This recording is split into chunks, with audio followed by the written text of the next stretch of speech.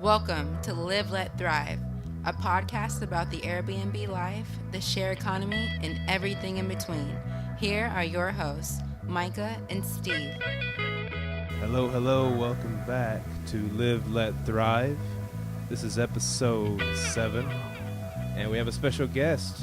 Yeah, we're back for another episode. We actually probably our biggest podcast guest ever. If you're into Airbnb, you definitely know who this guy is. And who is he? Oh, we got Jasper from Get Paid for Your Pad. And go ahead and say hello, Jasper. Hey, what's up, guys? Oh, nothing much. Just long day of work, ready to do some podcasting. Yeah, you're actually one of our favorite people that we always listen to on the way home, man. So it's actually great to meet no you. way. That's awesome. Yeah.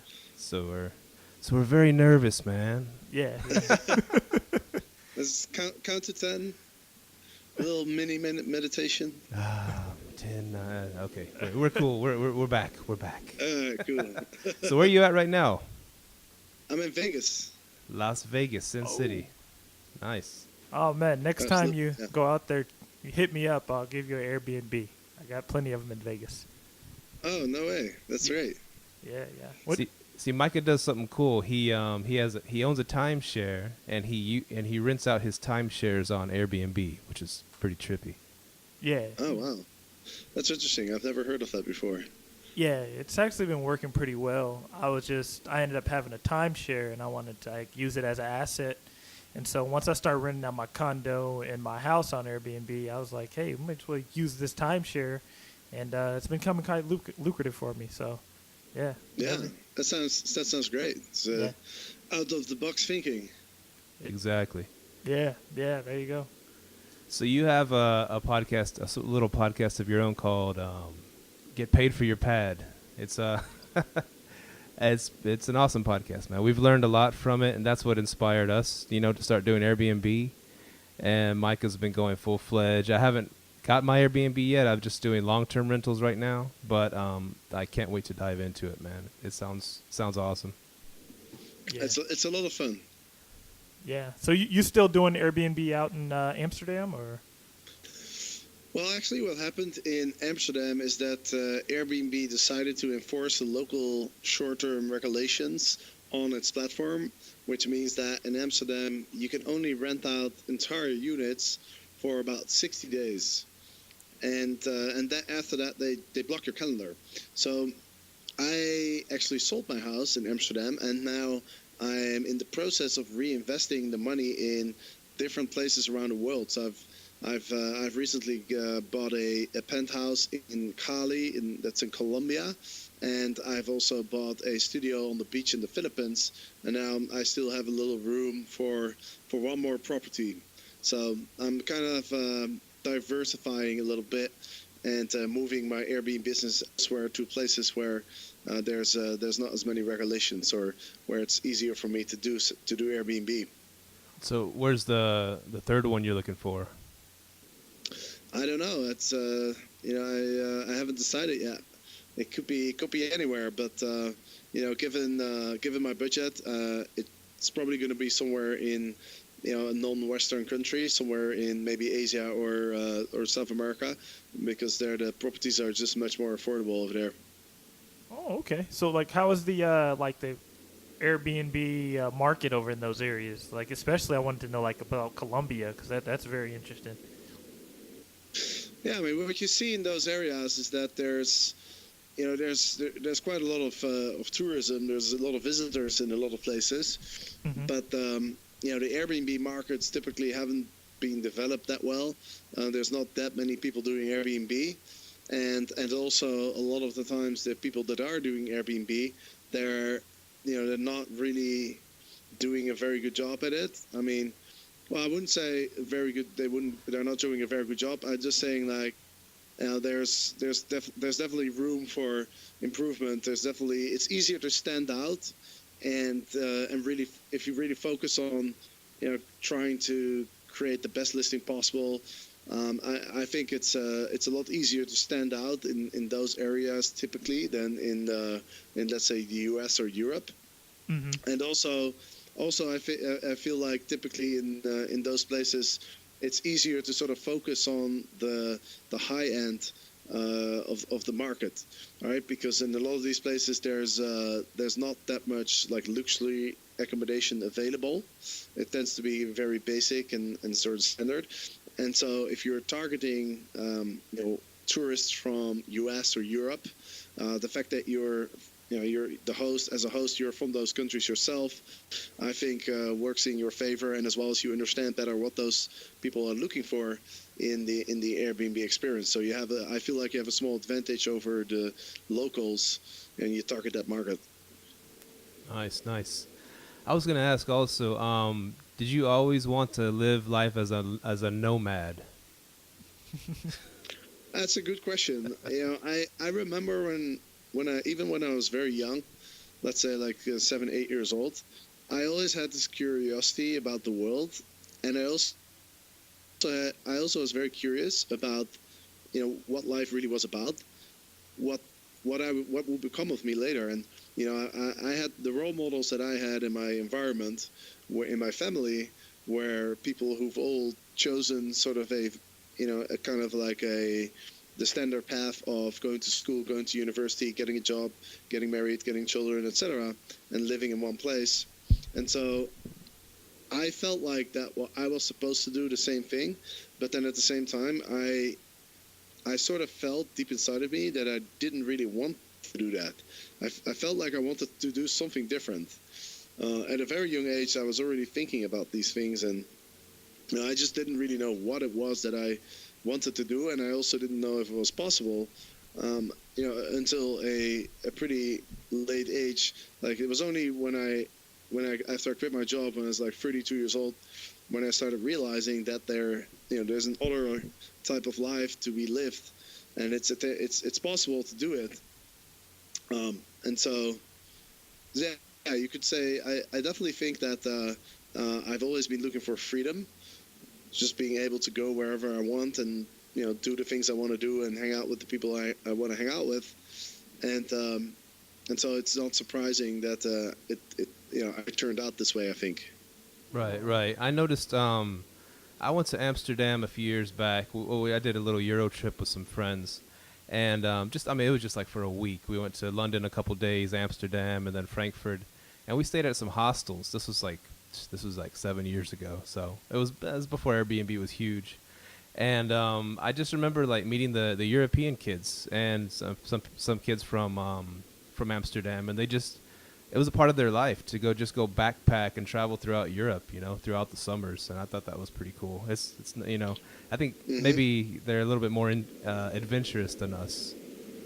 Well, I think it also has to do with the fact that if you compare Europe to the US, I mean it's a fairly similar sort of landmass.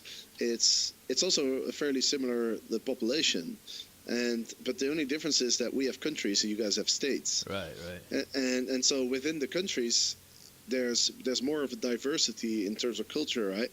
And so, in Europe, it's you travel around Europe, and suddenly you've been to like 25 countries, and you've witnessed, let's say, 5 or 6 very distinct type of cultures. Like Sweden is very different than Portugal. Portugal is very different than Greece, and Greece is very different than let's say Poland or Switzerland, right? And then you have England and Ireland, which are kind of like distinct as well, and Iceland. So everyone has their kind of like their own little culture, and so you kind of get used to being in different cultures, and I think it brings up a curiosity also about the rest of the world. Whereas I think if you're in the U.S., then you have to travel pretty far, to find a different culture. I mean, obviously you can go to Mexico and the countries in South America, and Middle America, Central America, I guess you call it, and then the Caribbean. But within the U.S., I mean, there's a lot of space, and even though you're crossing states, and there are subtle differences, I think, between the different places in the U.S. Overall, it's fairly the same culture, I'd say. Correct me if I'm wrong. No, yeah, I think you're right. Plus, I hear that it's super cheap to hop flights in Europe as opposed to here in the United States. Yeah, we have a lot of cost airlines. So there's EasyJet, there's Ryanair, there's a bunch of other ones. And so you're right, you can travel very on the budget.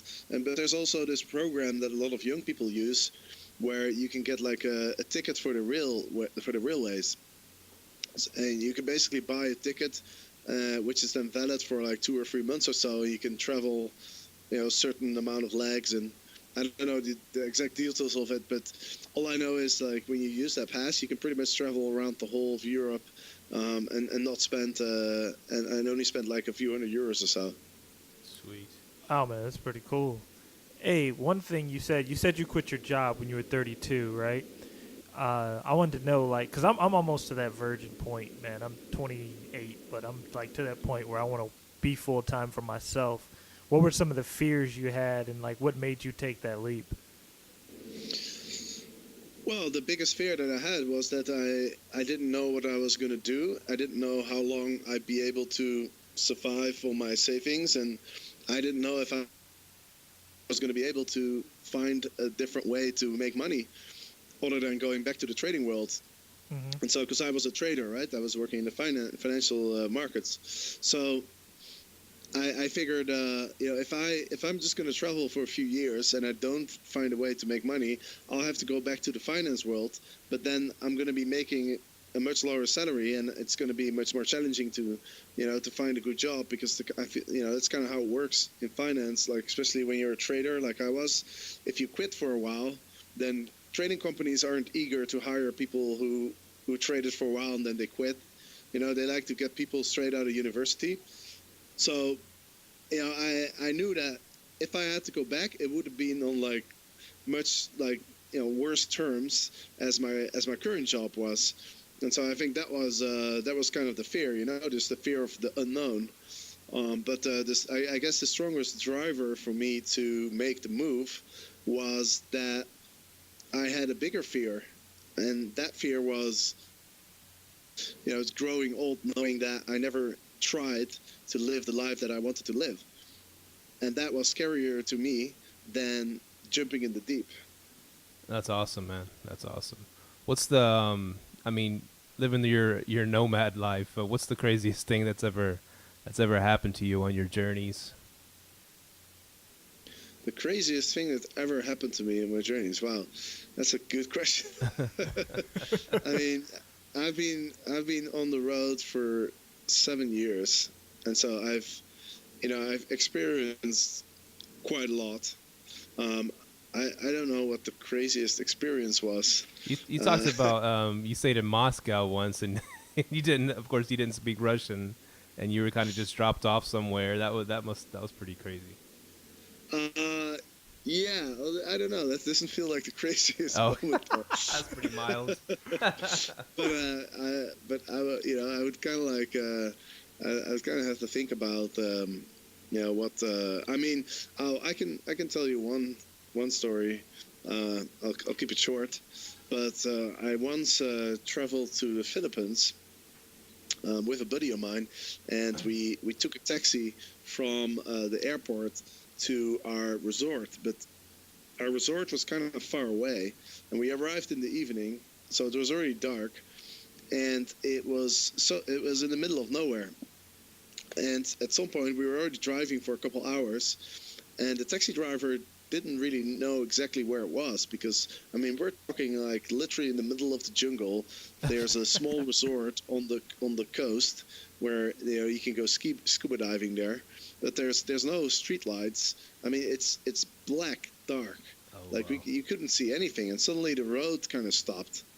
And the taxi driver then asked us like, where's your resort? And we were like, we don't know, like this is the name, and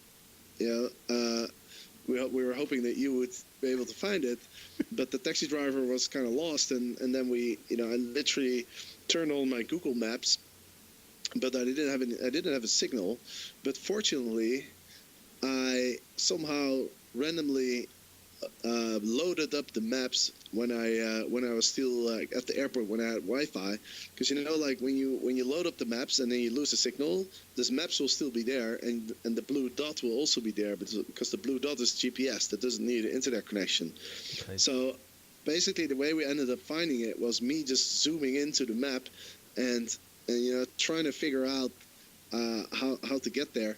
But it was quite a challenge with being completely in the dark, and the guy was also running out of gas, and it was it was a bit of a interesting situation. But eventually we ended up making it. If you want to hear another real quick story that just came to mind. Yeah, go ahead. That was probably crazier than this, actually. I remember back in 2002 or something, I took a bus from Bangkok in Thailand to Siem Reap in Cambodia. And Siem Reap is where the famous tourist attraction, the famous wonder of the world, Angkor Wat, which used to be the biggest city on the planet with like 20,000 inhabitants or something. We're talking like thousands of years ago. Huh. And so we at the border in Cambodia, the van dropped us off, and we were then we had to continue our travels with some old school bus that didn't have any brakes, and it also didn't have any windows. It also didn't have a side door. But that was it. And then I realized why the journey was so cheap. We only paid like $10 or something. Yeah. No brakes. So, but then the thing had no brakes. Did you have to like stick your feet out to stop it or something? I mean, this is a big school bus. Like there's like 20 people on the bus. Oh wow. And the guy just drove really, really slow because he basically told us, the brakes didn't work, so we can't go too fast. And then also. But also the road, it was like a dirt road, and it had lots of holes in there. And so we couldn't go that fast anyway. And now we're like 2 or 3 hours in, and then suddenly like we have to stop because there's a bridge. Well, I don't know if you can call it a bridge. It's basically 2 iron pipes that somebody laid over like a small creek. Oh, wow. And then cars had to go one by one. They had to go over, but the truck got stuck. Like one of the wheels, basically slid off of one of those iron. It was crazy, and so we ended up spending hours and hours waiting until some of the Cambodian people got tired of it, and they literally pushed the truck off the bridge in order for other people to continue.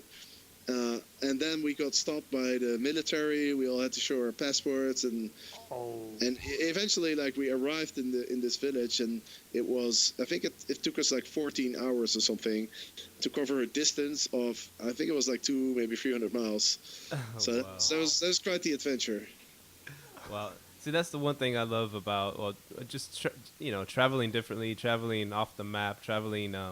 Like even what Airbnb brings to it, you're staying at people's houses, people's spots around the world, and it's like, I mean, no one wants to hear their friends' stories of, oh, we went from the airport straight, you took a taxi to our resort and stayed there and drank and then stayed on the beach and went home. I mean, that's like it's boring, But even these crazy things that happen to you make the best stories. You know what I'm saying? Yeah, absolutely. Yeah, man. I also wanted to know, like, how did you manage your Airbnb being so far away? Because I'm actually looking into. Me and my wife were just thinking the other day, like, wouldn't it be cool to just live in our condo full time and rent out our house all the time? And like, what challenges did you have, like, kind of being remote while you're managing your Airbnb? Well, I was lucky because I had a cleaning lady that I had known for many years before I started doing Airbnb, and she worked in hotels as well, so she understood sort of how to do a turnover, and she was happy to not just clean my house but also to manage my Airbnb. So she would check in the guests, she would make sure they're okay, she would show them around, and she would also be the point of contact. And so with her doing an extremely good job, I didn't really have to do that much. I was doing the communication, but other than that, I would just send her screenshots of the reservations that I had, and and just let her know when the guests were what time the guests were arriving, and it was pretty smooth. Man, that's good, man. I need to. That's what I'm looking for. Somebody to handle all my Airbnbs so I can be a full-time business owner like you. And what percentage? I mean, if we could ask, like, were you paying her to manage your place in Amsterdam? So I was paying her a fixed amount per sort of turnover per check-in.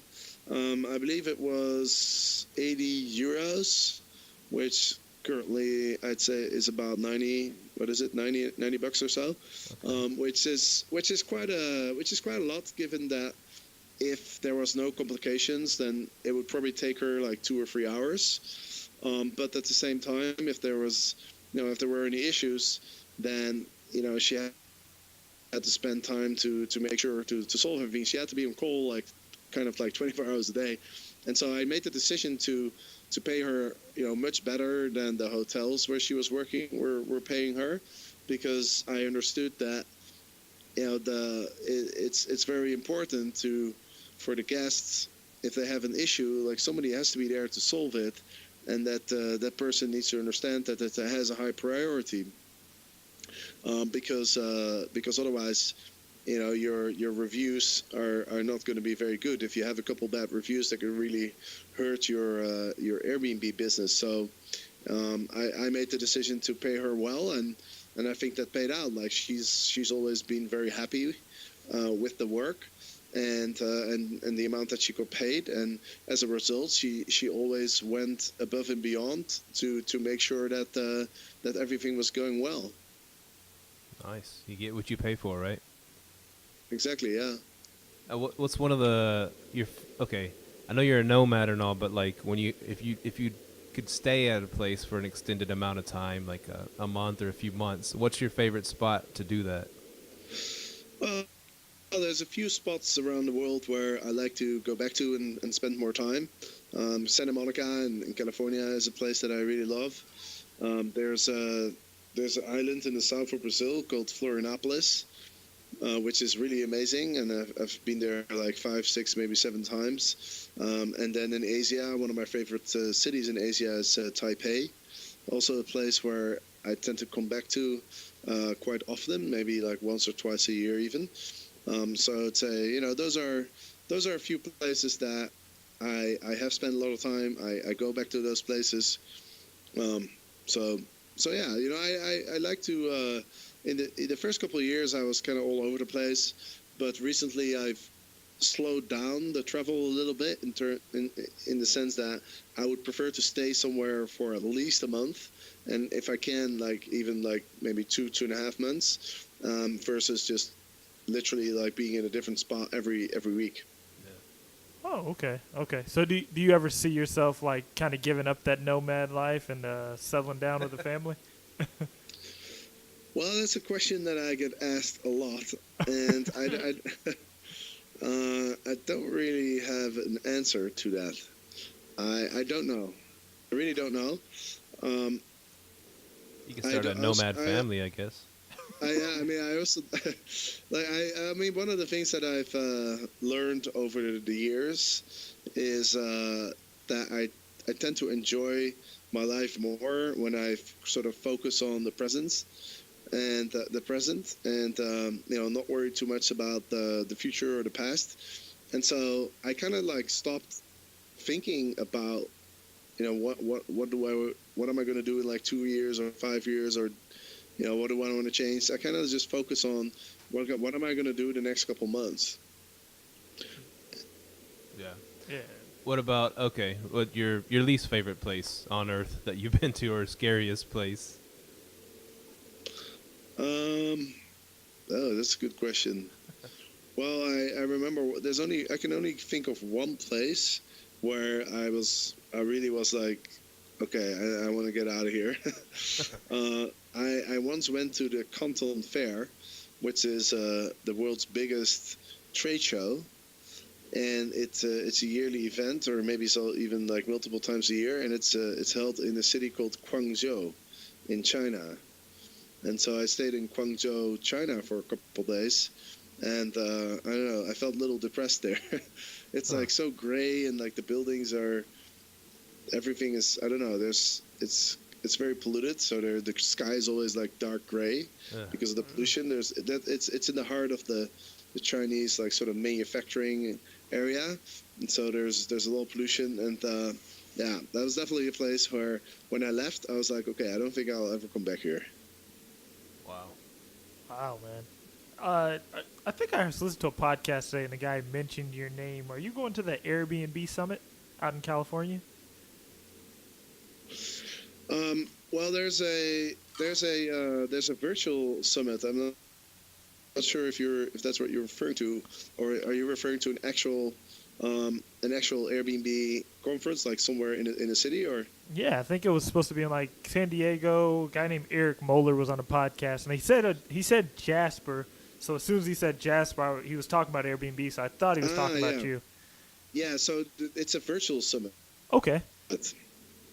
Oh, cool. Yeah, so it's not a physical summit. Like, people aren't going to travel there. What he does is he has a summit, a virtual summit, which is something that's become more and more popular. So it's basically you're kind of imitating what a real conference or a real summit would look like, but then it's online. So you get all the speakers, and you get people to sign up, and there's like, it's all these speeches over the course of like a couple of days, and then the people they'll create like a Facebook group so that you can have like a community and stuff. So that's what that's about. Oh, okay. And I actually just seen like yesterday the Airbnb meetups, like the ones they don't have them in our area. That's mainly the East and West Coast. Have you been to one yet?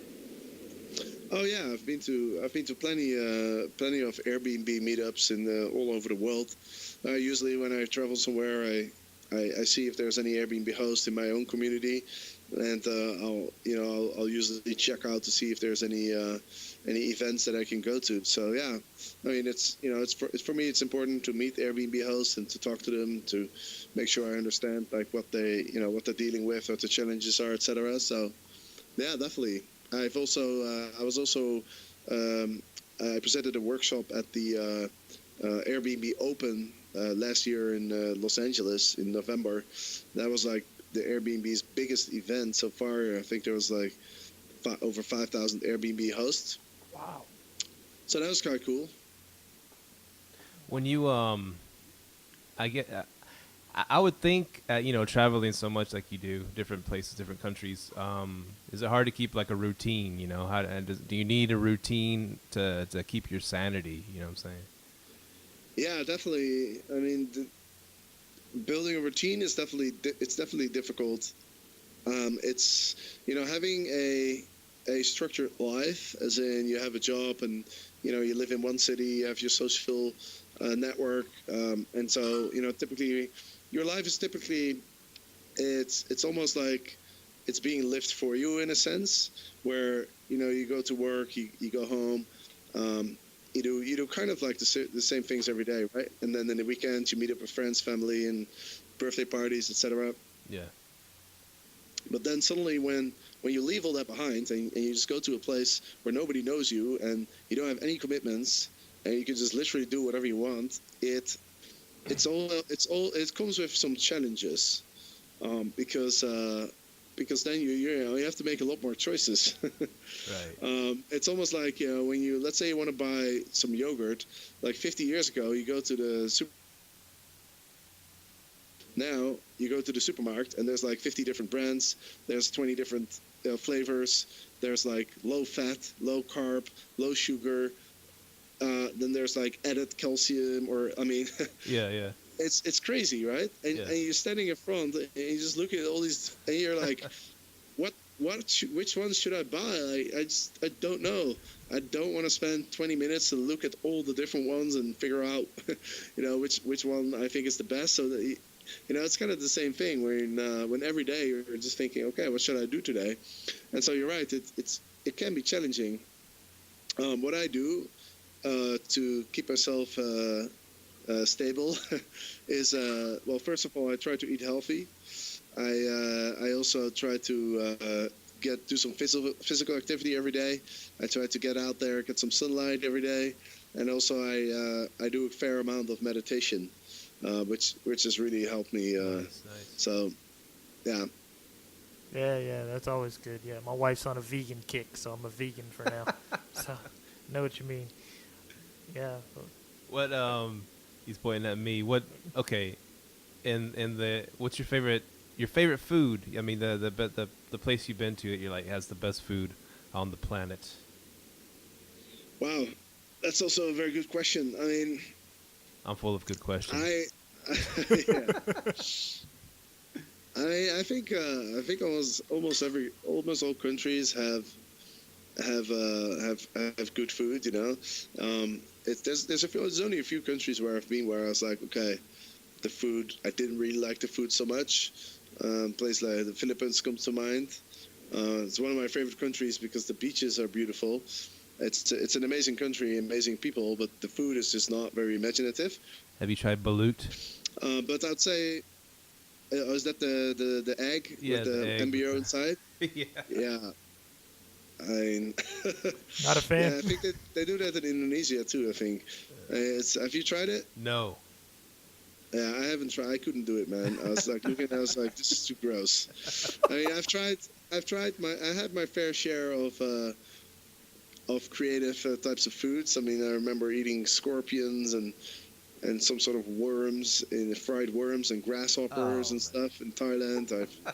I've tried like chicken hearts and I don't know. I've tried a fair amount of stuff, but no, that embryo egg I passed. Do you have sorry, like if you get sick, do you have like some kind of universal, like where you go all over the world, you can use your insurance anywhere in case you do get sick somewhere? Yeah, actually, I have my health insurance from Holland, and nice. it covers me. It covers me in other countries. I just had to buy a small add-on, and so you know I'm definitely covered for that. But sometimes I get an extra travel insurance. Like for example, like right now in the U.S. It's a good thing that you brought it up because I actually have to get one because here in the US, healthcare is very expensive. So Yeah. my Dutch insurance only covers up to the amount that it would cost in Holland, and so I could still get screwed if something happens here. So after we finish this podcast, I'll go get myself a travel insurance for the time that I'll be here. Well, you're welcome. You're welcome. So eating scorpions and stuff like that, yeah, you might want to have some good insurance, right? Yeah. Well, as long as it's fried, you know, they say everything that's fried you can eat because anything that could do harm to yourself, like it's dead, you know, after it comes out of the frying pan. Right. Do you do you consider yourself a minimalist? Yeah, to a certain extent I do. I mean, I got rid of a lot of stuff. I literally have a carry-on and a small backpack now. And that's pretty much everything I own. I have a few things back at my parents' place, but other than that, I think you could probably put all my belongings, literally everything I own, and it would fit in, you know, maybe like 2 suitcases. So in that sense, I am.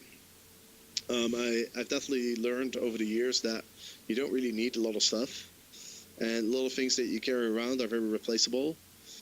So now I created a rule for myself: if I carry something around and I haven't touched it for like 2 weeks, I throw it out.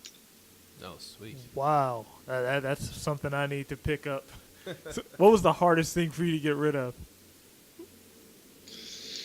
Well, I mean, I got rid of a lot of clothes. I remember, like, I had this orange shirt that I used to wear when Holland would be playing a soccer match, and that one I was quite fond of. And I really liked the shirt, but at the same time I was never, I would never wear it. So at some point I was like, okay, I just realized that this piece of fabric is not actually very important for your well-being. So I think you can safely say goodbye to it, and so that's what I did. But that was definitely like the one thing I carried around probably for a couple of years without ever wearing it. Sweet. So you a big football fan? I definitely am. In Holland, football or soccer I don't know. I'm still a little confused as to whether it's football or soccer, but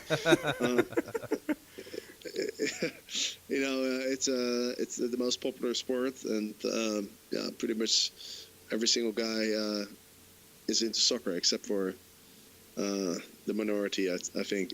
Yeah. Luis Suarez played in Holland, didn't he?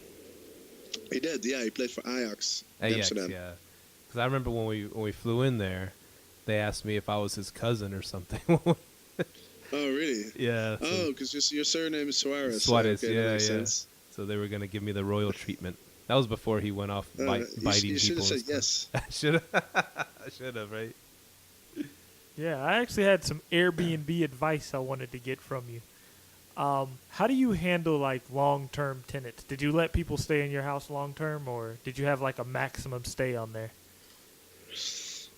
Well, I never had any long-term people in my house after I started doing Airbnb, and that's not because I didn't want to, but the thing is, if you rent on Airbnb, if you rent out, then it's, you set your price per night, and so if you can book it for a month, but it's going to be quite expensive. You're much better off if you go on like the local like Craigslist or whatever the classified ads website is in the country that you're at.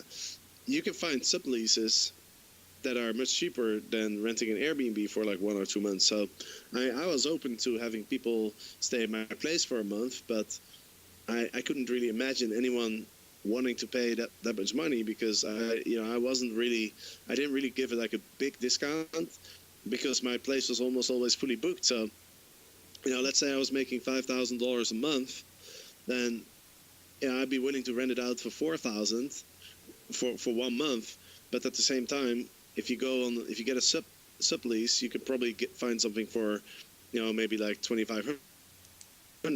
So it's it's kind of unlikely that people will do that. Yeah, because I rent out 2 private rooms in my house, and I'm thinking maybe I got it priced too low. Maybe I should just rent out the whole upstairs for like a larger amount, because I get a lot of people that want to book a long time. So, and sometimes it becomes a hassle, because like sometimes they want to stay longer and they want me to block off my dates. So I just kind of in a bind on how to handle that. Yeah. So what year did you buy your house in Amsterdam, and how old were you? What was your motivation to do so? Well, this was back in 2007 when I bought it, and I mean the reason I bought it is because renting is very expensive in Holland, and I was before that I was sharing a place with a buddy, with a colleague, and with the fact that you can deduct mortgage payments from your tax bill, just makes it very attractive to buy your own house. My mortgage was, if I would use the amount of money that I paid, that my mortgage was, if I would have rented something for that amount, I wouldn't have been able to get the same quality of housing that I had. So did you buy it was it during the crash or after the crash? You got a really good deal on your place? Not really, actually. I bought it in 2007, so that was right before the crash. Although I have to say, in Amsterdam, the prices didn't really crash that much. Yeah. Especially in my neighborhood, they just didn't go up for a long time. Like I sold it now in 2017, so I held it for 10 years, and the price went up by about 30% in those 10 years. Nice. But that 30%, that 30% was mostly realized in the last couple of years. So like in 2014 or 2015, I think the price was still around the same as in 2007. Yeah, it's been going crazy right now, real estate. Yeah, it is. Yeah, so you said you sold your house and then you're still just buying properties. Like over in like Holland, I don't know how it works in Amsterdam. Do you guys pay like capital gains taxes, or you guys have like 1031 exchanges, things like that? No, we don't pay capital gains tax. At least I didn't. Okay, I need to invest over there. We'll see. We'll see if they come after me. But We could edit this part No, out. I don't think you have to. Yeah, I that's hope my the name. Dutch tax authorities aren't listening to this podcast. I know. Really? So how? Okay. So you were already kind of semi-adventurous, but I mean, how has Airbnb just like changed your life altogether? Like the way you see things and do things. Well, I mean, Airbnb has changed my life absolutely because, when I started Airbnb, I was about 2 years into my journey after I quit my job, and I tried to make money using all sorts of strategies, and some of them worked for a bit, some of them didn't work at all, but I hadn't really found something that I was passionate about that I could see myself doing for a long time. And so then came Airbnb, and suddenly I'm making $5,000 a month in my apartment, and now I'm making enough money to not having to go back to the corporate world. And then on top of that, after I wrote my book and I started my podcast, and now I'm making money with my business advising people how to do Airbnb. So if it wasn't for Airbnb, who knows? Maybe I would have had to go back to a corporate job at some point. Wow.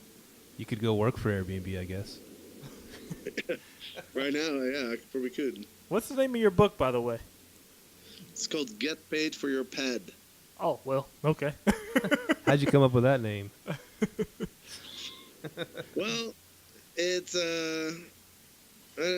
actually I worked together with a friend of mine actually who's a publisher. Well, he's a publisher now. He wasn't really a publisher back in the day, but he had written a book, and so I asked him, if he wanted to take a cut in the profits and help us publish the book, and so he agreed, and now and it was a big success, and he's now built a whole business around the book publishing. So he's published about 40 books or so now. So that was kind of cool. So it was kind of like it kicked off a business for him, and it also, he was the one that came up with the title actually. We were thinking about calling it something like Get Paid. You get paid for your house. I think we first, and then he came up with Get Paid for Your Pad with the alliteration. I actually didn't know that pad meant house in English. Oh, really? Yeah. Slang. So yeah, credit goes to him. So and who's singing that song? Who wrote that song? Get paid for your pad. So all right. So let me give the full credits then. So it was Jesse Krieger. You can find him at jessekrieger.com. He came up with the name, and then Josefa, my good friend, who is also the co-author of my book, he actually he came up with the song for the podcast. So I know the song is very sticky because even according to Brian Chesky once told me that even the Airbnb employees were singing it in the hallways at the Airbnb office. Wow, man. Which is pretty cool. So my buddy Josefa Kapadia, who also runs like a pretty cool online business called Scalar Learning, he teaches people how to do math in a very fun way with videos and stuff. So he's doing great. But he sang the song. He's very So is there he's very good with music. Is there like a full version of the song with like full lyrics, or is it just that same thing over and over again? No, it's just that same thing over and over again. Because I think so, like you put a rapper to freestyle over it, and talk about you and your business. That'd be cool. Yeah. That would be cool for sure. All right, we'll do it and we'll send it to you. Appreciate it. So where do you see this? I mean, there's Airbnb, but there's Uber, Lyft, there's Uber Jet, like you took that one time. Where do you see this share economy going and evolving, I guess? Well, I think eventually the sharing economy is gonna be a pretty significant percentage of the economy, but I think it just takes a long time. It takes a long time because it's almost like a revolution. I think you can almost compare it to the Industrial Revolution. And so, to get people to change is always difficult. All right, to get people to think differently is difficult, and so it's just going to take a lot of time. It's probably going to take like a generation, or maybe 2 generations before everybody really adopts the sharing economy, I think. Yeah, that's a good point. Yeah, generation. Do you see anything like, is anything popped in your head and you were like, oh, wow, that's going to be part of the share economy? I don't know. People are going to share a hamburger or something. I'm just thinking out loud. Well, there's already like a ton of really awesome platforms out there. I mean, there's hundreds and hundreds, but most of them are very, very, very small because people are just very slow to adopt. But I actually had my own little sharing economy idea, and I still think one day it will be there. But my idea was, I've been taking a lot of like surf lessons and kite surf lessons, and all different scuba diving. And one thing I always noticed was that it's kind of difficult to find like a good teacher through like the local schools, because a lot of time the people that teach in the local surf schools and scuba diving schools, etc., they're usually people who they teach because they want to do it themselves, right? So you go to like somewhere in Brazil and you take some surf lessons, and there's a couple guys there that basically surfing all day, and then in order to sustain that lifestyle, they'll do a couple surf lessons. But I've always felt that it was such a hit and miss in terms of the experience. Like some of the guys that have taught me, they were literally just holding my board and pushing me, and then if I stand up, they go, "Hey, good job, man," and I just felt like their heart wasn't into it. Whereas sometimes I had surf teachers who were really good. I could tell, okay, this guy's really want me to learn, and he's doing the best he can to help me learn, and it makes sense what he's doing. It's not just he's not just pushing my board. He's actually like, okay, let's do these exercises. Okay, you need to adjust a little bit here. Let's do this exercise first. And so my idea was, what if you have an app where you can go in your app and you can see different profiles of different like surf instructors and scuba dive instructors or whatever the sport might be, and then you can see reviews of the people that have already taken lessons with them, and then you can decide.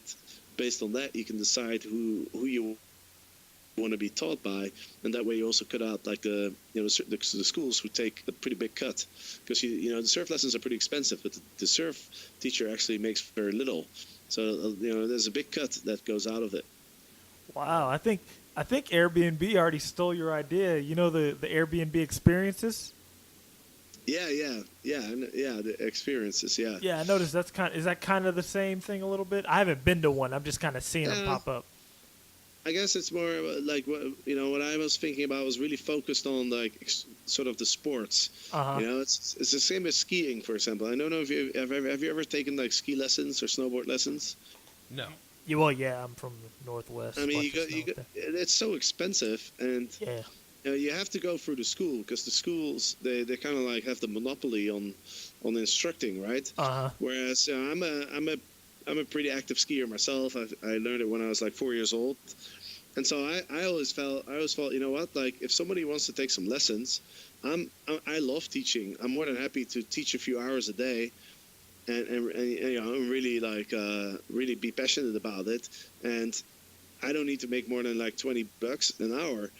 But if you go to the ski schools, like they'll charge like $100 an hour, and then it's not one-on-one. It's like often like in groups. So I just think that there's like a mismatch.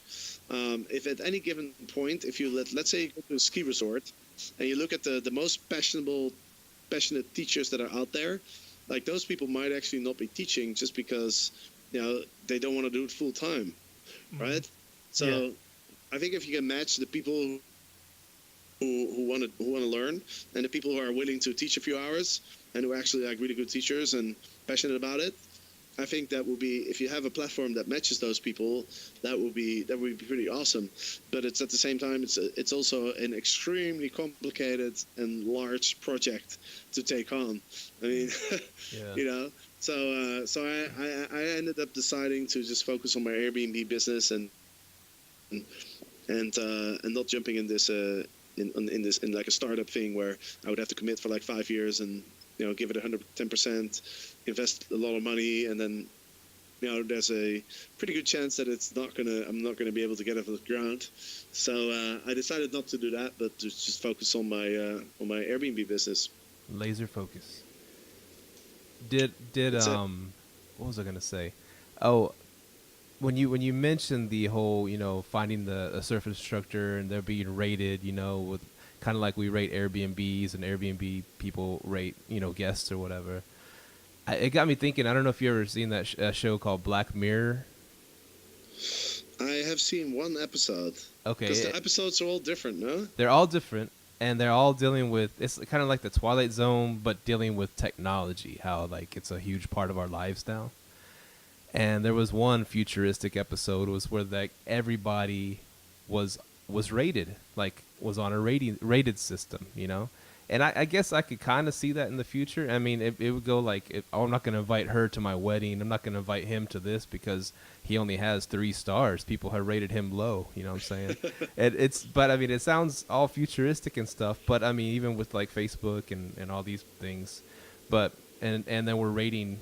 We get rated as guests and they get rated as hosts, and Uber people get rated. Everybody.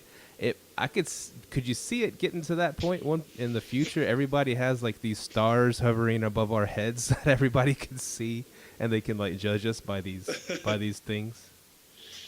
It's an interesting thought. I think the next sort of niche where people might get reviewed is the dating apps. Oh yeah. Oh man! Wow. That makes sense. But the only problem I see there is that when Airbnb first came out with the reviews, you could leave a review, but you could also wait for the other person to leave a review first, and then read that person's review, and then base your review of that, right? So you would like kind of like retaliate if somebody leaves you a bad review, then you would leave them a bad review too, right? And so Airbnb has changed that system where now you can't see the other person's review, right? Yeah. And so I think when you implement the system in dating apps, let's say for example Tinder, take Tinder, right? Let's say you go on a Tinder date, and so you meet the other person, and then Tinder asks you for a review, like how was the date?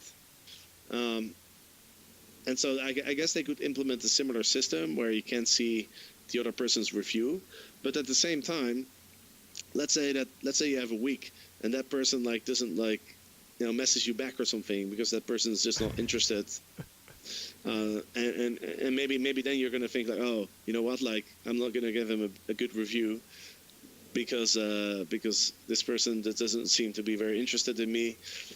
Whereas the experience might have been really good. So it's like, I don't know. I don't know if they'll be able to make it work where the ratings will actually reflect, the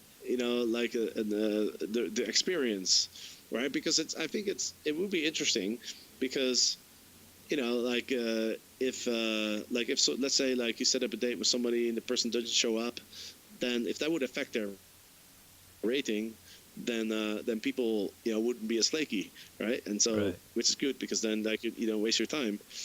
So I think it's I don't know exactly how it would look like, but I feel like that's the sort of the next step in terms of like reviewing.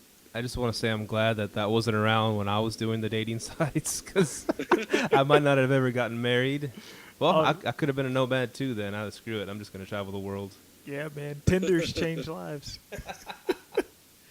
You had that same situation, right? Yeah. Where I like what you were talking about with Airbnb and the rating thing. I kind of do the same thing. Like I kind of bait people into leaving a review or not leaving a review. Like I ask them, hey, did you enjoy your stay? If they don't respond, then I don't plan on leaving them a review until they leave me one. But if they say, hey, the stay was great, I'm like, oh, go ahead and leave me a review, So I know what you mean by that review thing, cause yeah, that's how it works, isn't it? Yeah, exactly. So And the B&B part, you never really did that back in your in Amsterdam or your other places. You never did the bed and breakfast thing. You just did they just stayed there. Yeah, I was always remote hosting. Yeah. Oh, okay, because Myka was telling me a funny story about a guy there was a lady hosting him, and I guess she advertised it as she made breakfast or whatever, but every time she did it, she was pissed off. She didn't want to do it, and here's your breakfast, damn it, Oh God. Yeah, one of those. But so yeah, Yeah, the lady was kind of pissed off whenever she was supposed to make breakfast. So, yeah, it wasn't a good experience. Man, so Las Vegas, how long are you going to be there for? I'll be here for a month, actually. Oh, wow. What you got going on over there? I'm going to be coaching on a lifestyle program. So it's like a non-profit program that's run here in Vegas, and they get a bunch of students, and then they get coaches from all different types of backgrounds, like business, fitness, lifestyle, and then we'll all get together and teach each other how to have a more awesome life. Sweet, man. And on the travel thing, you have global entry, right? Where you can just skip all the lines and stuff.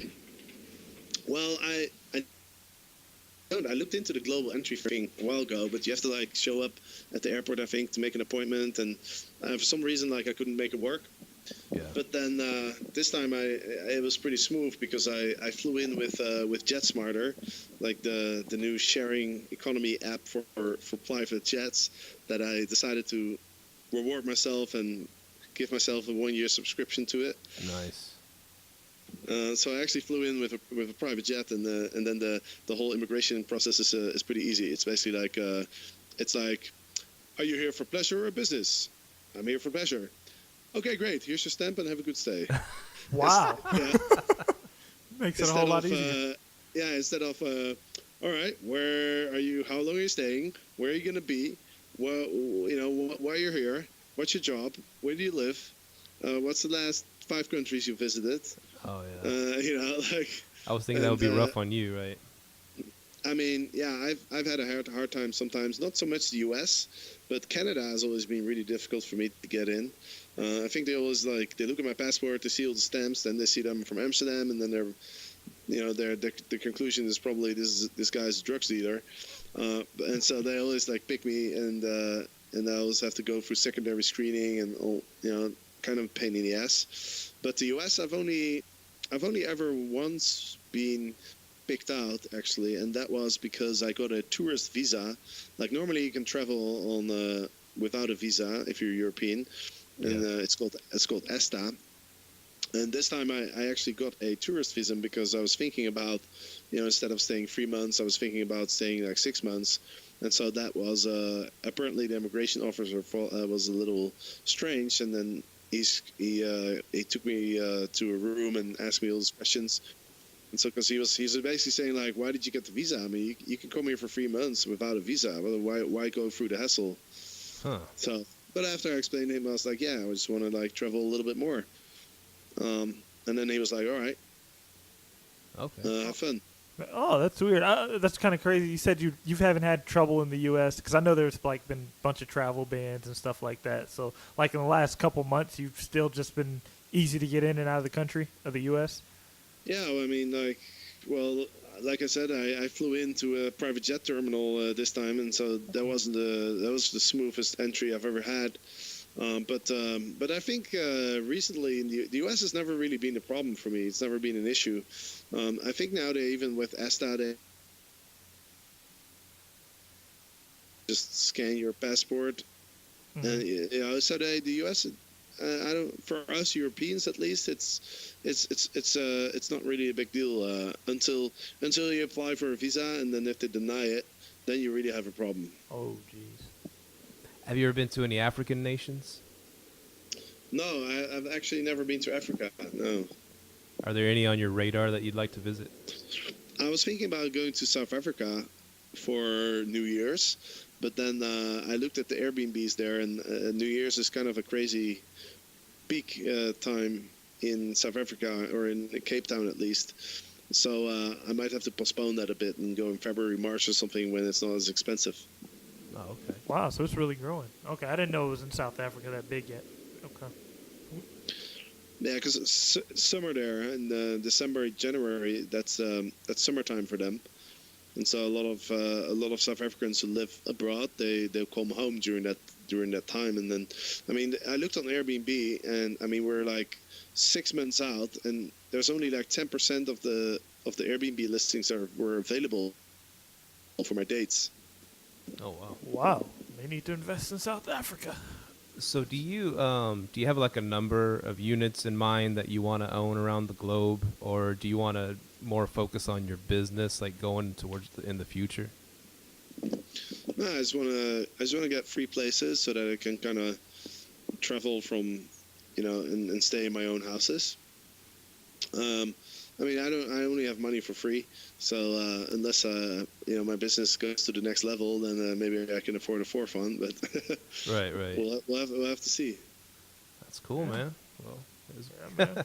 it's a great podcast, I think. What do you think? Man. Great interview. Coming up on an hour, so yeah, man. We're so appreciative of you coming on our show, man. We're like, it chips us out to be talking to the voice that we've been listening to so long, and man, it's just we're just fanboys over here. Yeah. Awesome. I appreciate the support, guys. Yeah, and so you can find Jasper at his podcast, Get Paid for Your Pad. I guess getpaidforyourpad.com, and get his book. Yeah. It's really Get Paid good. for Your Pad. Awesome. I'm definitely purchasing one. I didn't know he had a book, so I'm getting it. Awesome, dude. All right, man. Well, it was great talking to you, man. Appreciate it. Yeah, thank you, man. Yeah, thanks for having me on. It was a pleasure speaking to you, and good luck with the podcast. All right, thanks. Thank you, man. All right, bye. Bye-bye.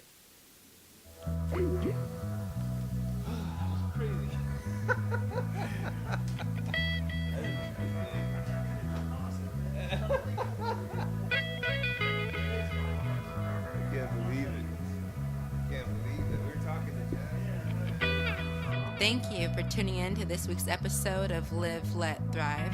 Be sure to tune in next week for all the latest in the world of Airbnb and all that entails. Bye-bye.